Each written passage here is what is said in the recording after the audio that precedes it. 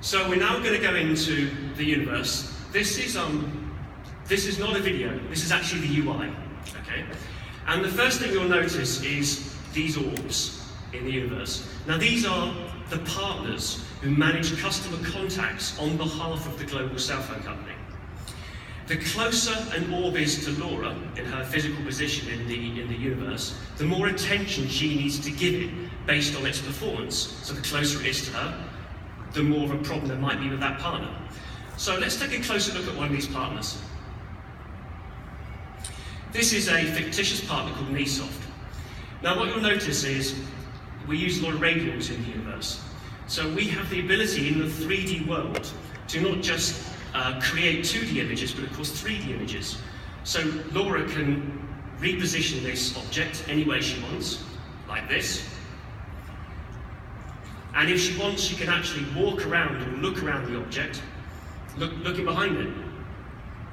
So now we have no physical boundaries or barriers in terms of the way we can visualize and analyze the data. What we're going to do first is we're going to have a quick look at some of the contact centers that work for this partner. There they are. So we've got one in Houston, one in Edinburgh, London, Manchester, nice mix of geographical locations. The first thing Laura's going to do is she's going to have a look at some of the call handling performance of this partner. So over here, we see the forecasted calls, that's the number of forecasted calls for that month. The accepted calls, these are the number of calls that the partner agreed to take that month on behalf of the cell phone company. And actual, the number of calls the partner actually took. As you can see, we can now start to bring in some of the 3D visualization that VR allows us to do.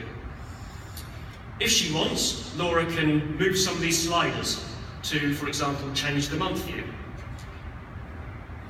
Pretty cool. She can also collapse the view to directly compare forecasted versus actual. There we go. So this is all great, but how can we really use some of the 3D capability in VR?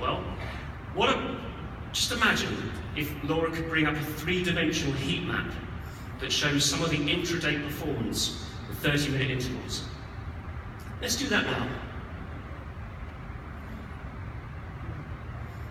There we go. So now what we can do is we can take spreadsheet data and turn it into a completely different type of visual experience. Laura can actually move in close to the data, putting her head in it pretty much, walk around, flip it over, view it from any different angle she wants. So in this case, we're looking obviously at red hotspots across the day. As she gets nearer the data, we see the specific values appear. So these are just some of the ideas we've started to sort of try out and explore within sort of tabular form. Now what Laura's going to do is she's going to have a look at some of the churn performance. So these are the churn risks that have been identified by Genesis that have been passed to the partner to try and save. Around the centre of the orb, around the Genesis logo, you see the churn risks that have been passed to the partner that month. Laura can have a look in more detail at each individual churn risk, represented here as a post, and click on it to see a little bit more information about it. So here we have a little bit more information that says that this is James Smith. He's a gold customer. On the left, we see some churn trigger data that was captured by Genesis at the time. And down the bottom, we see the last agent who actually dealt with this. If she wants, Laura can reposition this object in the same way that she repositioned the other things you